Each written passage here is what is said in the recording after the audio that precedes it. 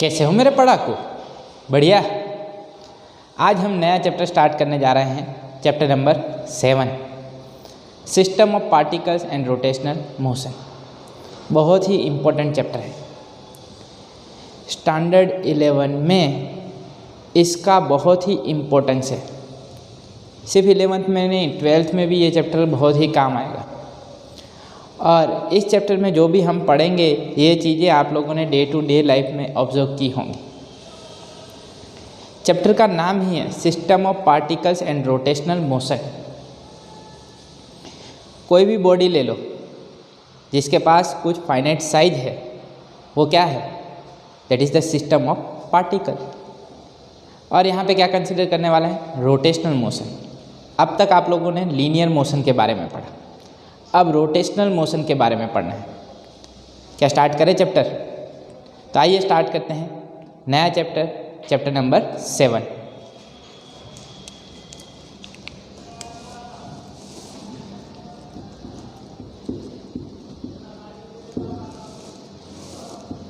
System of particles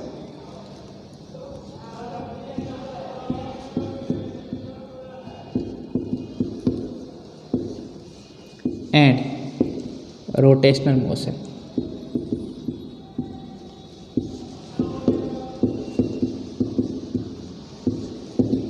system of particles and rotational motion. Chapter 3, 4, 5, 6 में हम किसके बारे में पढ़े? Motion of a single particle. किसके बारे में पढ़े? Motion of a single particle. तो कैसे भी motion of a single particle? आप लोग मोशन ऑफ कार के बारे में पढ़े, ट्रक के बारे में पढ़े, मोशन ऑफ ब्लॉक के बारे में पढ़े। ये सुन, तो जब भी आप लोग इसका एफबीडी ड्रॉ करते थे तो इसको एक पॉइंट मान लेते थे। नीचे की तरफ लग रहा है mg, ऊपर की तरफ लग रहा है नॉर्मल रिएक्शन फोर्स, अगर इस तरफ कोई लग रहा है तो एक्सटर्नल फोर्स, राइट। कुछ इस तरह की चीज़ें हम कंसिडर करते थे। इस तरफ लग रहा होता था फ्रिक्शन फोर्स। तो आप एक पॉइंट कंसिडर कर लेते थे, चाहे आप कार लेते थे, ट्रक लेते थे, कोई ब्लॉक लेते थे। तो अब तक हम क्या पढ़े? Motion of a single particle. How can we define particle? किसको हम कंसिडर करते हैं particle? A point mass, a point mass with zero size is called particle, or you can say a point mass with negligible size is called particle. तो किसको बोला जाए particle? A point mass which has practically no size. No size मतलब zero size और negligible size is called particle. उसकी कोई हम size नहीं बताते कि इसकी इतनी साइज है। A particle means a point mass with zero size is called particle.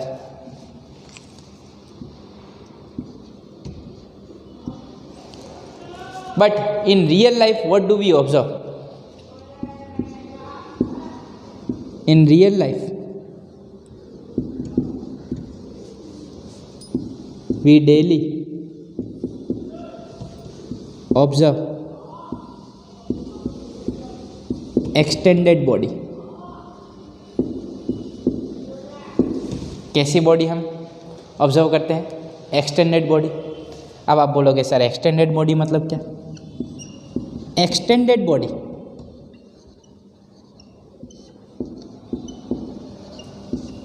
That is nothing but system of particles. System of particles. हम डे टू डे लाइफ में जो भी चीज़ें ऑब्जर्व करते हैं उसकी कोई फाइनाइट साइज होती है? यस और नो? प्रैक्टिकली नो साइज वाली कोई चीज़ तो हम ऑब्जर्व करते नहीं हैं। तो डे टू डे लाइफ में हम जो भी चीज़ें ऑब्जर्व करते हैं वो किसे ऑब्जर्व करते हैं, कोई फाइनाइट साइज की बॉडी को ऑब्जर्व करते हैं, that is extended body system of particles.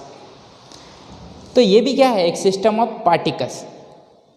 Yes और नो, इसमें भी बहुत सारे पार्टिकल हैं, पर हम यहाँ पे कंसिडर करते हैं इस पॉइंट के ऊपर जो लग रहा फोर्स।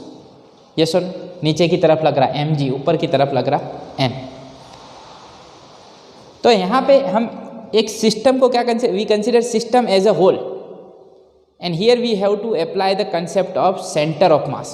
क्या लगाना होगा, सेंटर ऑफ मास। और सेंटर ऑफ मास के बारे में इस चैप्टर में पढ़ेंगे, बहुत ही इंपॉर्टेंट कंसेप्ट है सेंटर ऑफ मास। यहाँ पे हम जो एक्सेलरेशन कंसिडर करते हैं वो किसका एक्सेलरेशन कंसिडर करते हैं, सेंटर ऑफ मास का। वेलोसिटी कंसिडर करते हैं सेंटर ऑफ मास की। To understand the motion of extended body,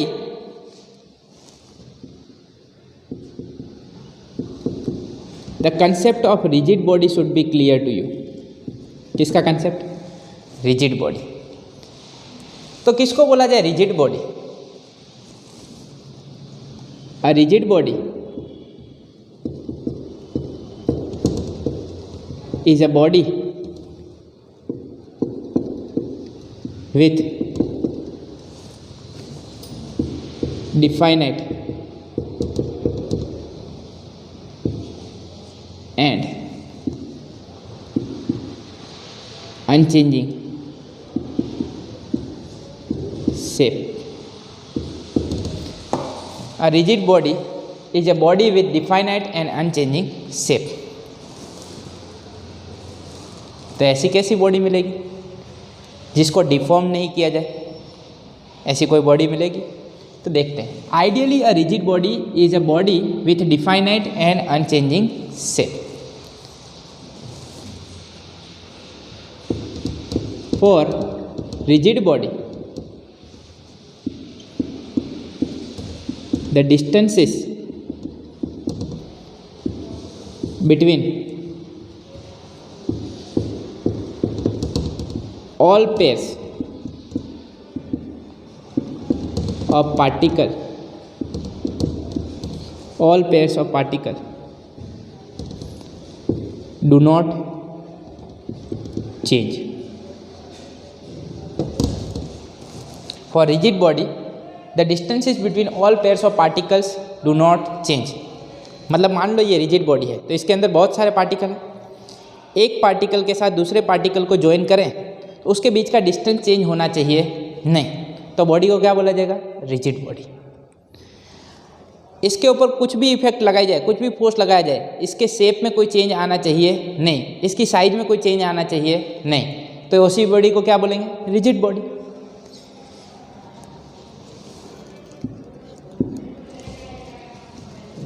in real no body is truly rigid. Practically तो हमें कोई भी रिजिड बॉडी मिल सकती नहीं है। Under the influence of force, under the influence of force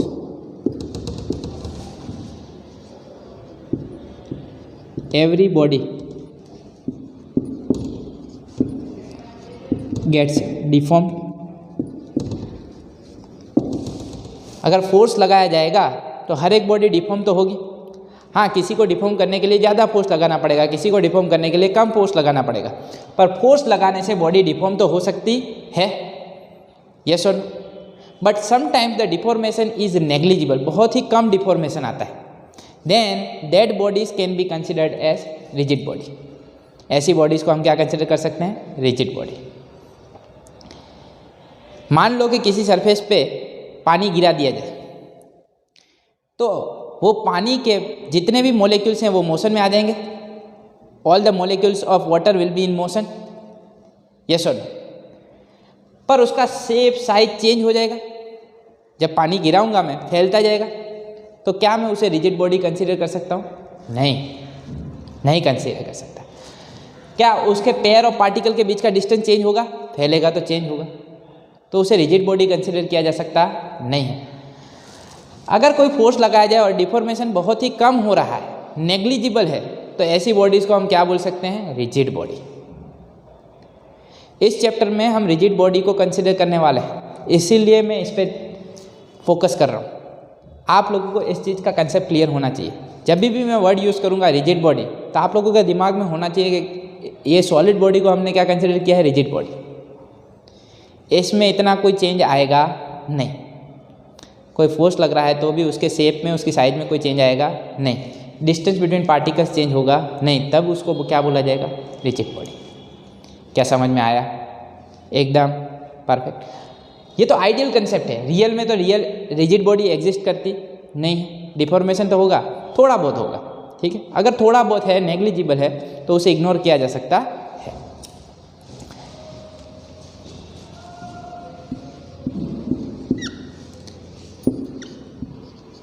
Which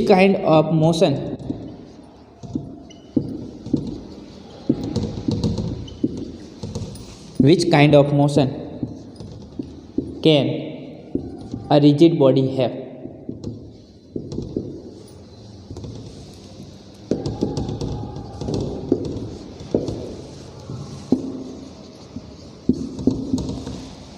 Which kind of motion can a rigid body have? किस तरह का मोशन हो सकता है रिजिड बॉडी का? Let me consider one standard example. This is the incline plane A, C and B. This is the angle of inclination theta. मान लो यहाँ पे रखा गया है एक ब्लॉक। क्या रखा गया है? एक ब्लॉक रखा गया। तो इसके अंदर ढेर सारे पार्टिकल्स होंगे। यस और नो, बहुत सारे पार्टिकल्स होंगे।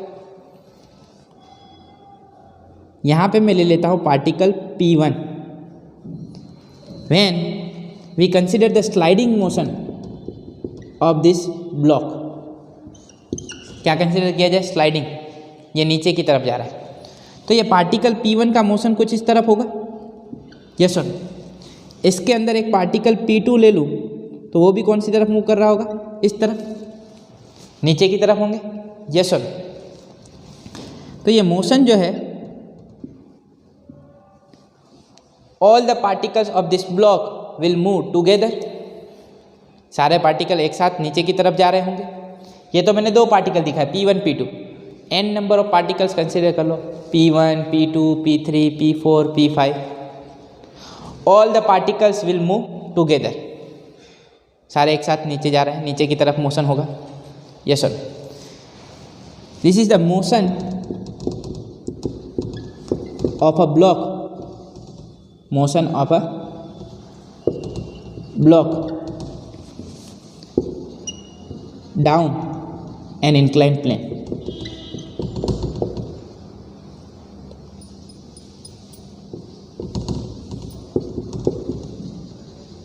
अब इस तरह के मोशन को कैसा मोशन कंसिडर किया जाए?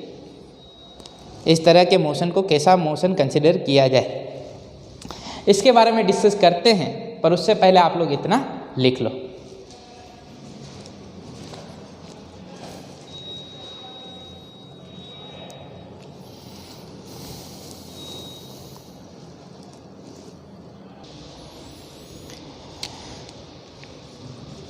यहाँ पे मैंने दो पार्टिकल दिखाए हुए हैं, P1 and P2। P1 and P2 are moving with same velocity at any instant। कोई भी एक टाइम पे अगर ऑब्जर्व करोगे तो ये दोनों एक ही वेलोसिटी से नीचे की तरफ जा रहे होंगे। Yes sir. So here in this case all the particles of rigid body, क्या वर्ड यूज कर रहा हूँ? Rigid body. रिजिड बॉडी यहाँ पे कौन है? Block. all the particles of rigid body moves together।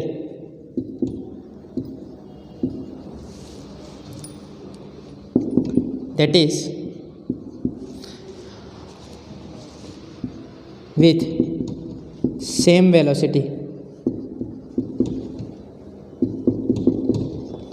at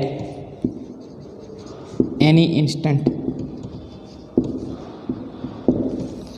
All the particles of the body move together, that is with same velocity at any instant. सारे particle की velocity कैसी रहेगी? Same. तो इस तरह के मोशन को क्या बोला जाएगा? This type of motion is called pure translational motion. कैसा मोशन है? Pure translational motion. ये ब्लॉक नीचे की तरफ जा रहा है, सारे पार्टिकल्स इस तरफ नीचे की तरफ जा रहे हैं, जैसे एक साथ, और सबकी वेलोसिटी कैसी है? Same. All the particles are moving with same velocity. Therefore this type of motion is called pure translational motion. How can we define pure translational motion? In pure translational motion,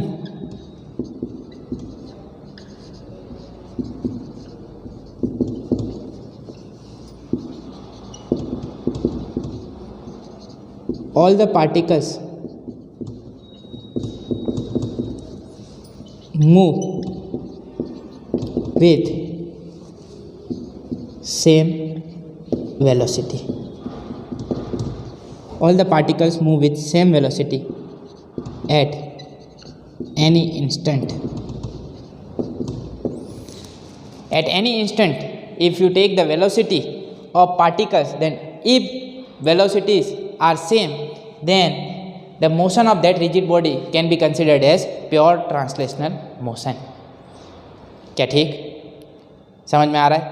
translational motion कब बनेगा? Pure translational motion कब बनेगा? Pure translational motion के लिए velocity कैसी होनी चाहिए? सबकी सेम, तो प्योर ट्रांसलेशनल मोशन. अदरवाइज ये नीचे की तरफ जा रहा है तो इसे क्या बोला जा सकता है? Translational motion. सारे पार्टिकल्स एक डायरेक्शन में जा रहे हैं, क्या बनेगा? Translational motion. प्योर क्यों है? क्योंकि सबकी वेलोसिटी कैसी है? सेम. एक और एग्जाम्पल कंसिडर करते हैं.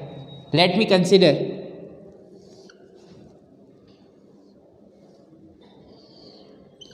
रोलिंग ऑफ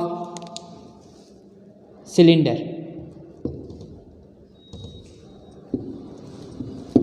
क्या कंसीडर कर रहा हूँ? Rolling of cylinder. अब आप बोलोगे सर ये सिलेंडर तो दिख रहा नहीं है. क्या आप सिलेंडर दिखाई दे रहा है तुझे? Now suppose this is the incline plane. इस तरह से नीचे की तरफ जा रहा होगा तो तुझे ये वाला पार्ट दिखेगा. यस सर, तो ये वाला पार्ट दिखा रहा है. This is the cross sectional area of the cylinder. Cylinder ले ले, स्फीयर ले ले, जो अच्छा लगे ले ले. क्या कंसीडर करना है? Rolling of cylinder. फिर से एक रिजिड बॉडी ले रहा हूँ, सिलेंडर ले रहा हूँ. Now if we consider different particles of this cylinder, तो ये क्या ले लिया? P1. रोलिंग हो रहा है, ये कुछ इस तरह से रोल करते हुए नीचे की तरफ जा रहा होगा.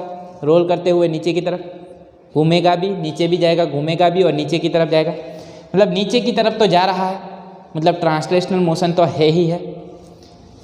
चलिए P1 कुछ इस तरफ, ये सेंटर जो लिया है उसकी डायरेक्शन, उसकी वेलोसिटी किस तरफ होगी? नीचे की तरफ. चलिए यहाँ पे मैं ले लूँ P2, तो P2 की वेलोसिटी के लिए क्या करना होगा? Just we have to draw the tangent. Tangent will give us the direction of velocity. यहाँ पे मान ले एक पॉइंट ले लूँ P3, तो P3 के लिए वेलोसिटी कुछ इस तरफ मिलेगी. यस और नो? यहाँ पे एक पॉइंट ले लूँ P4. This point P4 is in contact with incline surface, तो इसकी वेलोसिटी क्या होगी? 0. The point which is in contact with the surface will behave as stationary particle, और ये कैसा रहेगा? रेस्ट पे. इसकी वेलोसिटी क्या कंसिडर करनी होगी? 0, जो कॉन्टेक्ट पे है. ठीक है.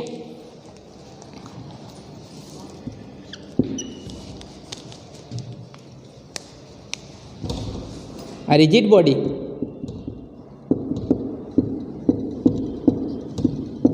shifts from top to bottom, top से बॉटम की तरफ शिफ्ट कर रही है, यस और नो? तो नीचे की तरफ तो मोशन है ही. A rigid body shift from top to bottom, therefore it has translational motion. इसके पास कैसा मोशन है? Translational motion. There is a difference between pure translational motion and translational motion. नीचे की तरफ जा रहा है, तभी मैंने बोला यहाँ पे कैसा मोशन है? Pure translational motion. सबकी वेलोसिटी कैसी है? सेम. ये जो सिलेंडर है वो नीचे की तरफ तो जा रहा है, टॉप टू बॉटम इस तरह से नीचे की तरफ तो जा रहा है, पर रोल करते हुए, घूमते हुए जा रहा है. ये अगर सिलेंडर है तो ये घूमते घूमते नीचे की तरफ जाएगी. चलिए, अगर इस तरह से कोई व्हील कंसिडर करूँ रोड पे, तो जब गाड़ी आगे बढ़ती है तो ये व्हील घूमता भी है और आगे की तरफ भी बढ़ता है. इसे ही हम बोलते हैं रोलिंग. अगर मान लें स्लीपरी रोड है, कहीं पे कुछ ऑयल वगैरह आ गया तो टायर जो है वो स्लिप होगा, तब ये रोलिंग नहीं होगा, ये घूमेगा नहीं, ये टायर स्लिप होके आगे की तरफ चला जाएगा. तब इसके पास सिर्फ कौन सा मोशन होगा? Translational motion. सिर्फ कौन सा मोशन होगा? Translational motion. पर ये घूम भी रहा है और आगे भी बढ़ रहा है, तो इसके पास ट्रांसलेशनल मोशन तो है ही, पर उसके अलावा भी कुछ मोशन है, उसके अलावा भी कुछ मोशन है. A rigid body shifts from top to bottom, therefore it has translational motion. ये तो कंफर्म है. But velocity of all the particles, velocity of all the particles is not same. सब पार्टिकल की वेलोसिटी सेम तो नहीं है. ध्यान से देखो, P1 की वेलोसिटी इस तरफ, P2 की इस तरफ, P3 की वेलोसिटी इस तरफ, और P4 तो रेस्ट पे है, उसकी वेलोसिटी 0. क्या ठीक? उसकी वेलोसिटी क्या बनेगी? 0. यहाँ पे स्पीड की बात नहीं कर रहा हूँ, किसकी बात कर रहा हूँ? वेलोसिटी की. वेलोसिटी के पास मैग्नीट्यूड भी होगा और डायरेक्शन भी होगी. But velocity of all the particles is not same. Therefore here this is not the example of pure translation motion. यहाँ पे प्योर ट्रांसलेशनल मोशन हो रहा नहीं है.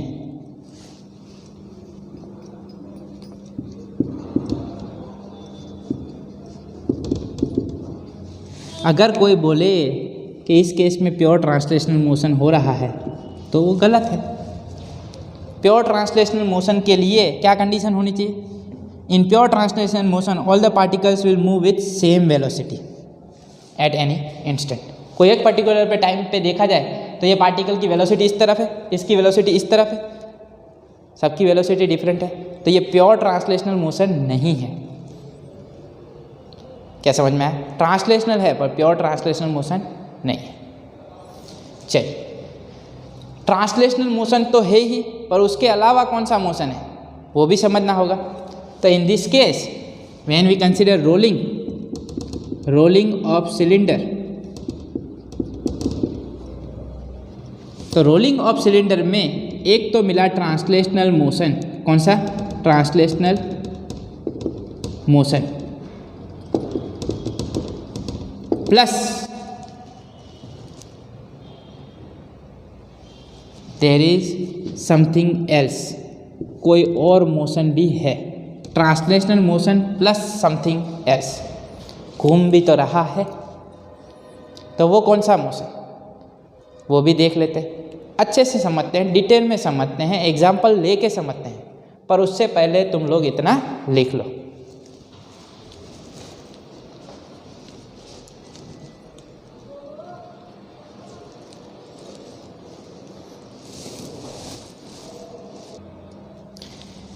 चलिए, अब ये रोलिंग ऑफ सिलेंडर में अगर हमें समझना है कि ट्रांसलेशनल मोशन के साथ कौन सा मोशन हो रहा है, तो उसके लिए हमें क्या करना होगा? हमें ऐसा एग्जाम्पल लेना होगा जिसमें ट्रांसलेशनल मोशन नहीं हो रहा, मतलब बॉडी आगे नहीं बढ़ रही, सिर्फ घूम रही हो। यहाँ पे बॉडी घूम भी रही है और आगे भी बढ़ रही है, राइट। तो हमें ऐसा एग्जाम्पल लेना होगा जिसमें ट्रांसलेशनल मोशन नहीं हो रहा, सिर्फ घूमे, ठीक है। फिर हमें पता चलेगा कि यहाँ पे जो समथिंग एल्स आ रहा है वो क्या है। A most common way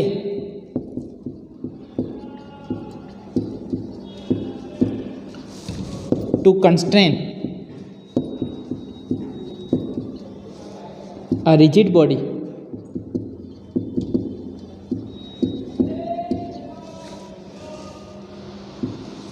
a most common way to constrain a rigid body so that it does not have translational motion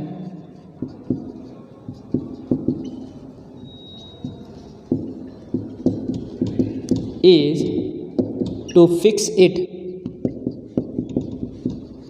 along straight line।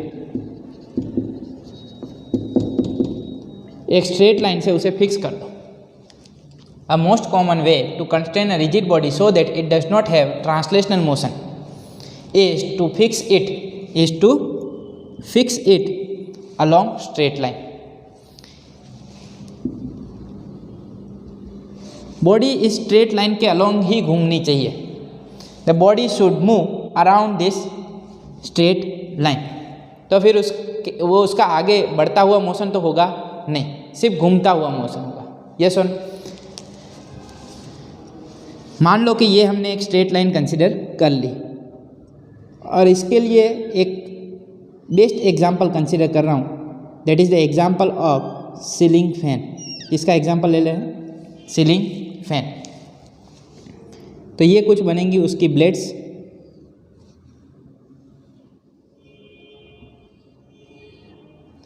Yes और now this ceiling fan is fixed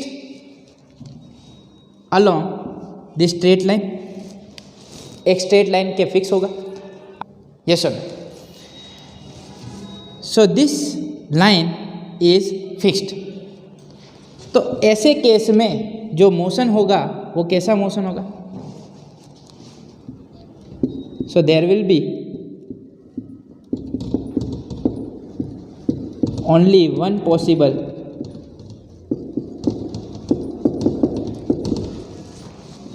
motion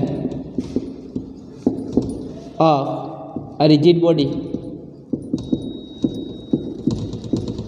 that is rotation. एक ही motion होगा, कैसा? Rotation. सिर्फ वो घूम पाएगा। आपका जो सीलिंग फैन है एक बार फिक्स हो गया, फिर उसके बाद वो आगे चलता जाता है क्या? नहीं चलेगा, सिर्फ घूमता रहेगा। यस और नो? तो एक ही मोशन पॉसिबल होगा, वो कैसा होगा? रोटेशन। और तो कोई पॉसिबिलिटी नहीं है। The line along which rigid body is fixed is called axis of rotation। उसे क्या बोला जाता है? axis of rotation।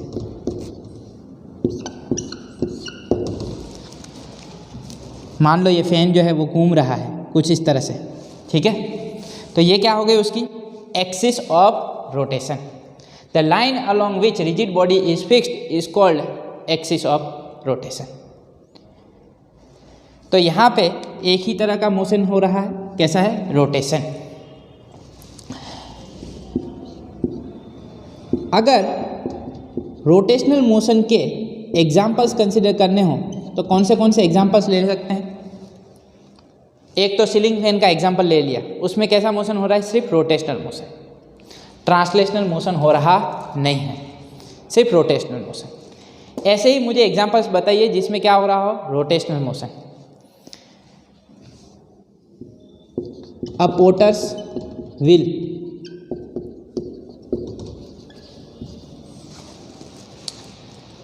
A potters will have only rotational motion, वो एक लाइन के अलोंग फिक्स होगा और उसके अलोंग ही घूमता रहेगा, यस और नो? तो वो किसका एग्जाम्पल है? That is the example of rotational motion. दूसरा एग्जाम्पल लें, then a giant wheel is the example of rotational motion. आप लोगों ने मेले में देखा होगा जायंट व्हील, वो भी एक जगह से फिक्स होता है और उसके अराउंड घूमता रहता है, तो वो भी किसका एग्जाम्पल हो गया? Rotational motion. और एग्जाम्पल लें, अ मेरी गो राउंड, ये भी आप लोगों ने देखा होगा, वो भी एक स्ट्रेट लाइन के अलोंग फिक्स होता है और उसके अराउंड ही घूमता रहता है, तो ये भी किसका एग्जाम्पल हो गया? Rotational motion. डोर का एग्जाम्पल लें तो एक डोर भी फिक्स होता है, अ डोर इज हिंज्ड, आप लोगों ने देखा हो तो यहाँ से फिक्स्ड होता है और ओपन और क्लोज होता है, यस और नो? तो वो भी किसका एग्जाम्पल हो गया? Rotational motion.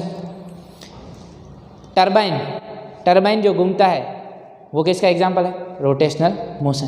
तो ऐसे कई सारे एग्जाम्पल हो सकते हैं रोटेशनल मोशन के, जिसे आप डे टू डे लाइफ में ऑब्जर्व करते होंगे। ये कुछ एग्जाम्पल्स हो गए रोटेशनल मोशन के। क्या आप समझ में आए कि यहाँ पे जो ट्रांसलेशनल मोशन हो रहा है उसके साथ साथ एक और मोशन हो रहा है? क्या ठीक? रोटेशनल मोशन के बारे में डिटेल में पढ़ते हैं, क्या होता है रोटेशनल मोशन में, पर उससे पहले आप लोग इतना लिख लीजिए।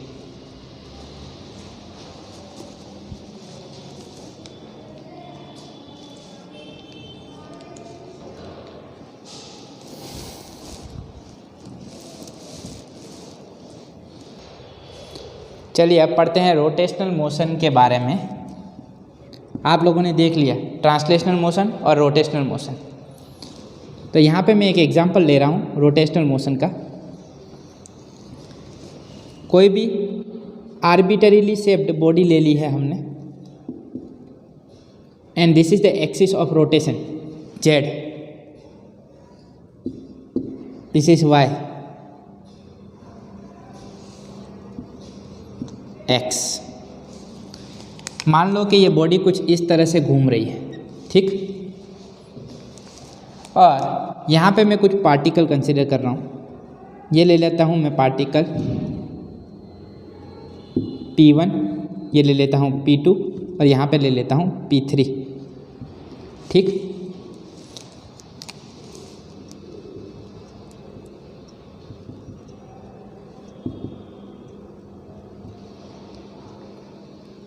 C1 R1,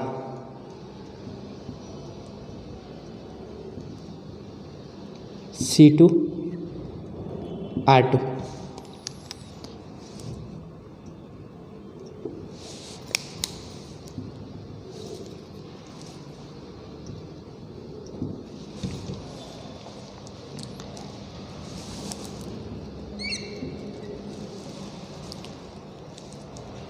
this rigid body rotates about this straight line, this is called axis of rotation। तो यहाँ पे z जो है that is the axis of rotation, इसके अराउंड घूम रही है बॉडी, ठीक है? तो जैसे ही ये बॉडी पूरी घूम रही है तो मुझे बताओ क्या ये पार्टिकल P1 भी घूम रहा है? क्या यह पार्टिकल P2 भी घूम रहा है? यस और? So when we consider rotation of a rigid body, in rotation of a rigid body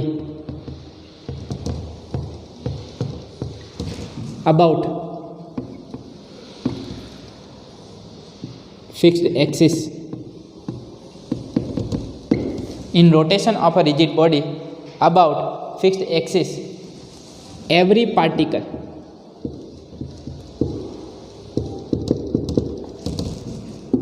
of the body moves in a circle, every particle of the body moves in a circle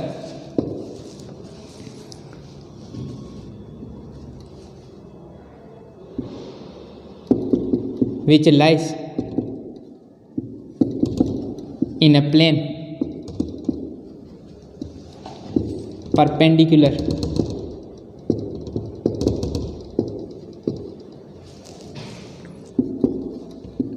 to its axis and has a center on its axis. In rotation of a rigid body about fixed axis, every particle of the body moves in a circle which lies in a plane. अगर इसके लिए plane लिया जाए, मान लो यहाँ पे एक पार्टिकल है, तो जैसे ही ये सिलेंडर घूमेगा तो उसका पार्टिकल भी घूमेगा। तो ये पार्टिकल का मोशन कैसा हो रहा है, ये पार्टिकल सर्कल में घूम रहा है, यस और नो, तो उसका ये प्लेन बनेगा, जो सर्कल बन रहा है वो उसका ये प्लेन बनेगा।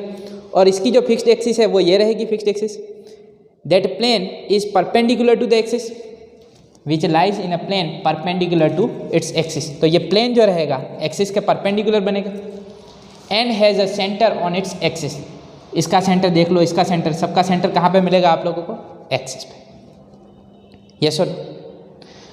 तो जो भी पार्टिकल घूम रहे हैं वो किस में घूमेंगे, सर्कल में घूमेंगे। किस में घूमेंगे, सर्कल में। और वो प्लेन कंसिडर किया जाए तो प्लेन कैसा होगा, परपेंडिकुलर टू द एक्सिस, और सेंटर कहाँ पे मिलेगा, एक्सिस पे। आप बोलोगे सर पार्टिकल P3 तो आपने बताया नहीं, तो पार्टिकल P3 की बात करते हैं। For a particle like P3, for a particle like P3, इसके लिए कंसिडर करूं तो मुझे बताओ, इसका सर्कल अगर कंसिडर करें तो सर्कल तो आप लोगों को दिखाई दे रहा नहीं है, तो उसकी रेडियस क्या बनेगी, r is equal to 0। For particle like P3 कोई सर्कल बनेगा नहीं, तो रेडियस क्या हो गई, 0, क्या हो जाएगी, 0, यस और no. For a particle like P3 r is equal to 0। That particles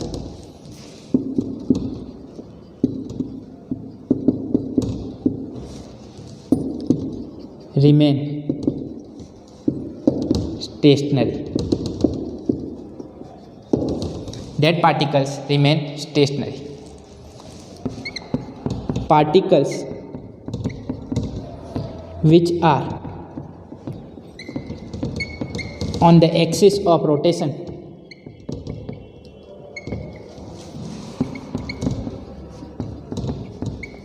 remain stationary.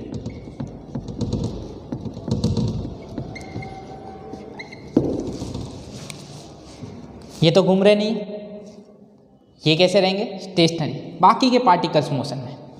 तो क्लियर सी बात है, in rotation of a rigid body about fixed axis every particle of the body moves in a circle, circle में घूमता हुआ मान लो, which lies in a plane perpendicular to its axis and has a centre on its axis. अब जो particle हैं ही axis पे, जो एक्सिस पे हैं उनका क्या, उनके लिए तो सर्कल की रेडियस क्या हो जाएगी, 0। तो पार्टिकल कैसा रहेगा, स्टेशनरी। पार्टिकल कैसा रहेगा, स्टेशनरी। बाकी के सारे पार्टिकल घूमते रहेंगे, इसकी जो एक्सिस होगी वो पार्टिकल कैसे रहेंगे, स्टेशनरी, baकी के पार्टिकल्स घूमते हुए रहेंगे। ये सुन, क्या समझ में आ रहा है, एकदम परफेक्ट।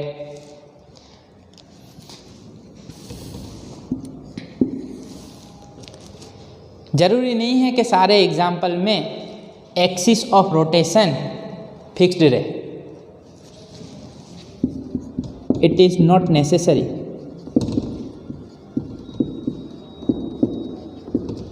that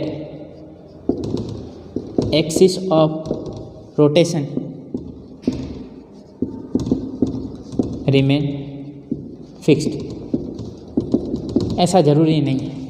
कुछ एग्जाम्पल्स ऐसे भी होंगे जिसमें एक्सिस ऑफ रोटेशन फिक्स नहीं होगी। अभी दिखा देते हैं ऐसा example. Late me consider the example of top, जिससे आप लोगों ने खेला होगा बचपन में।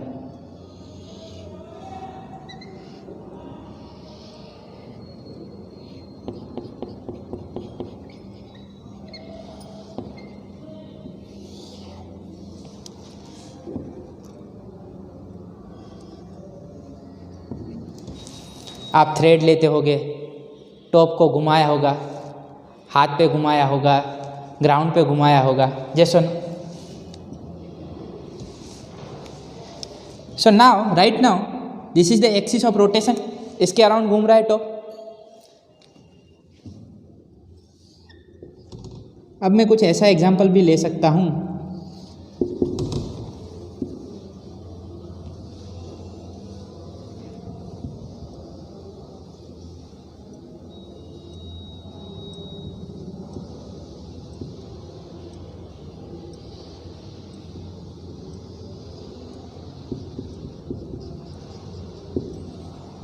मान लो कि टॉप इस तरह से घूम रहा हो and this is the vertical axis,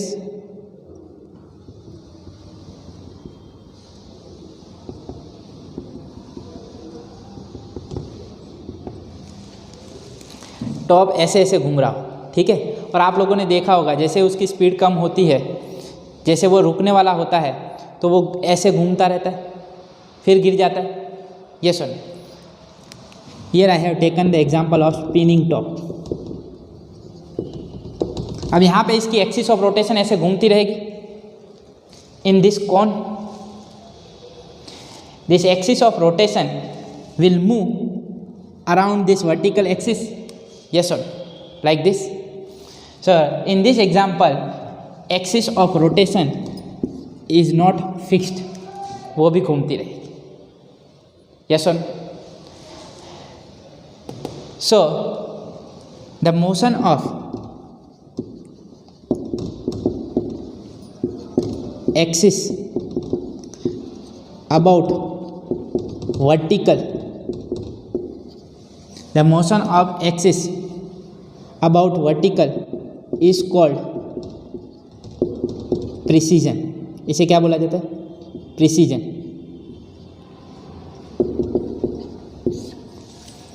क्या बोला जाएगा? प्रिसीजन। तो जैसे कि मैंने बताया एक्सिस ऑफ रोटेशन कभी कभी फिक्स हो सकती है और कभी फिक्स नहीं भी हो। क्या समझ में आया? But here the point of contact that is fixed with the ground। ये टॉप जो है ये this is a point of contact that is fixed with ground। so here we are not considering any translational motion। हम translational motion consider कर रहे हैं नहीं है, वो आगे की तरफ नहीं जा रहा है। This point is fixed with the ground, ये जो कॉन्टेक्ट में है वो तो फिक्स है, ठीक है, वो घूमता रहेगा। So the motion of axis about vertical is called precision, इसे बोला जाता है प्रिसीजन। बट चिंता मत करो, ऐसी चीज़ें हमें पढ़नी नहीं है, मैं ये आइडिया बता रहा हूँ। In this chapter we are going to study about the rotational motion about fixed axis, about fixed axis. Fixed axis के बारे में ही पढ़ने वाले हैं। ये है हमारे चैप्टर में, चैप्टर नंबर 7। पर ये चीज़ भी बताइए कि ऐसा भी हो सकता है, कुछ कॉम्प्लेक्स मोशन भी आ सकते हैं। चलिए एक और एग्जांपल बताऊं ऐसा जिसकी एक्सिस ऑफ रोटेशन फिक्स नहीं हो, तो ऑसिलेटिंग टेबल फैन ले लो। ऑसिलेटिंग टेबल फैन या तो पेडेस्टल फैन आप लोगों ने देखा हो तो कुछ इस तरह का होता है।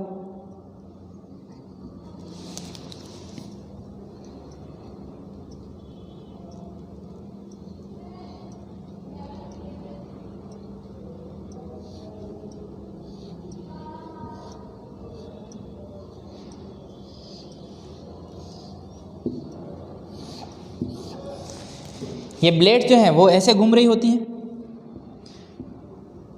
कुछ इस तरह से घूम रही होंगी क्या, ठीक। पर आप लोगों ने देखा होगा फैन भी ऐसे आगे पीछे घूम रहा होता है, ये भी घूम रहा होता है।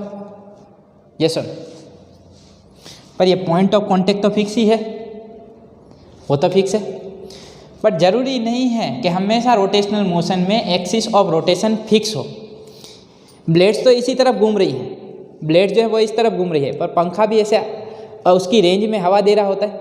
ये सुन, तो एक्सिस ऑफ रोटेशन भी मूव करेगी। So this type of examples are also possible. तो अब मुझे लग रहा है कि आप लोगों को ट्रांसलेशनल मोशन और रोटेशनल मोशन समझ में आ चुका होगा। अब पता चला होगा कि क्या होता है ट्रांसलेशनल मोशन और रोटेशनल मोशन। क्या अच्छे से समझ में आया? एकदम परफेक्ट। लिखना है, जल्दी से लिख लो।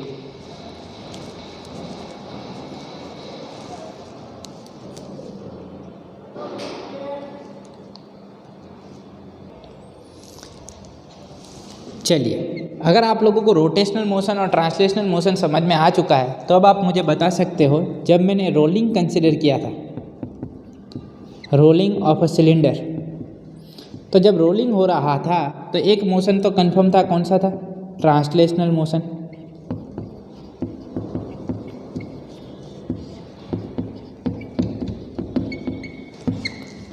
Plus something else was there, कुछ और भी था वहाँ पे। तो ट्रांसलेशनल मोशन तो हो रहा था सिलेंडर का, पर एक और मोशन हो रहा था, कौन सा था? Rotational motion.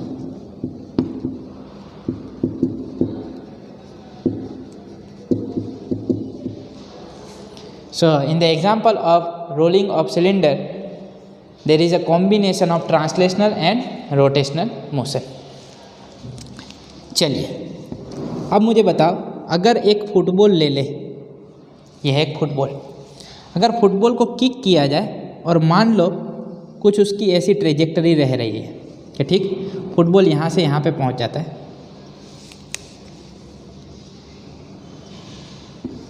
ओके, किक किया तो मान लो कि ये घूम रहा नहीं है, सीधा इस तरह से गया और यहाँ पे पहुँच गया। फुटबॉल घूमते हुए नहीं जा रहा, सीधा किक किया और इस ट्रेजेक्टरी, इस पाथ को फॉलो करते हुए यहाँ पे पहुँचा। तो ये किसका एग्जाम्पल हुआ? This is the example of pure translational motion.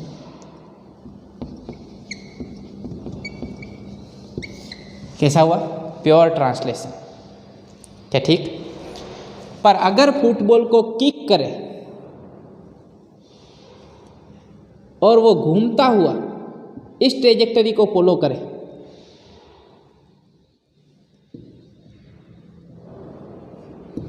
घूमते हुए, तो ये आगे भी बढ़ रहा है और घूम भी रहा है, आगे भी बढ़ रहा है और घूम भी रहा है। So this is the combination of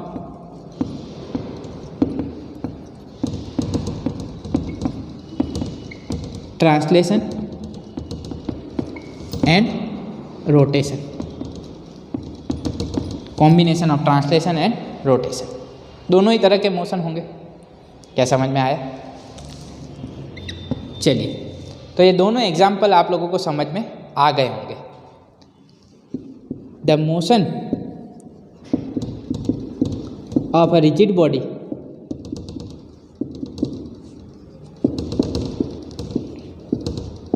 which is not pivoted or fixed in some way. The motion of a rigid body is which is not pivoted or fixed in some way is either pure translation or combined translation and rotation।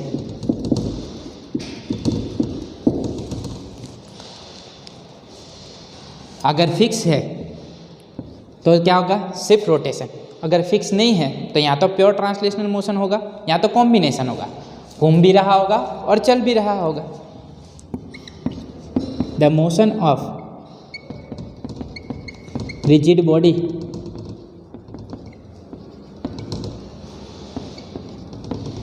which is